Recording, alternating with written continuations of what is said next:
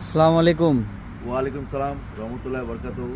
কালকে আপনারা এত কষ্ট করলেন, ডেকোরেশন করলেন, তো কতটা এনজয়মেন্ট পেলেন আপনারা?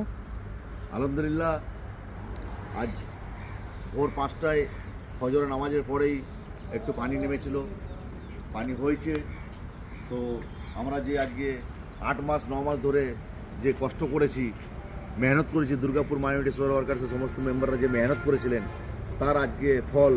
যে সবাই একসঙ্গে যে ঈদগাহে নতুন করে আমরা যে বানিয়েছি, যেটুকু মেহনত করে বানাতে পেরেছি 2025-এ যে ঈদগাহ ছিল, আজকে 2026-এ যে লোক এসার করে নামাজ পড়লো, সমস্ত লোক আজ 3000-4000 লোক নামাজ পড়েছে।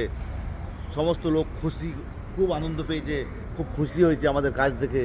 দুর্গাপুর মাইনরিটিকে সমস্ত ভাইরা সাবাসী দিয়েছে, বাহবা দিয়েছে, সমস্ত ভাইরা ধন্যবাদ জানিয়েছে। পুলিশ প্রশাসন থেকে নিয়ে, নেতা থেকে নিয়ে, আরও যারা ছিল সিনিয়র পার্সেন্টেজ, তারাও খুব যথেষ্ট আমাদেরকে প্রচুর করে সম্মান দিয়েছেন, দিয়ে আমরা ভালো কাজ করতে পেরেছি।